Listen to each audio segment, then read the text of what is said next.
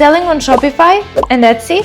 Meet QuickSync, an app that makes it simple to manage everything in one place. Sync your listings across both platforms, videos, SKU, price, barcode, and more. Keep inventory accurate with real-time updates so you never oversell. Sync orders directly to Shopify for smooth fulfillment. Use selective syncing to control what exactly gets synced. Save hours of manual work with real-time syncing. And let me show you how. First, we are going to sign in. We'll type our Shopify name.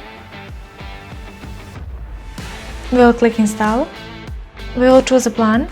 And we are being redirected to the app. Now we'll connect the second store. I'm connecting Etsy. Once both stores are connected, we click on the next step. We can either sync everything or we can sync selectively. Here I'm choosing to sync everything. And I'm syncing from Shopify directly to Etsy, and I'm exporting products and creating SKU for those products. We just click next step, and that's it. We just click start syncing. As simple as that. As we can see, all of our products have been successfully synced.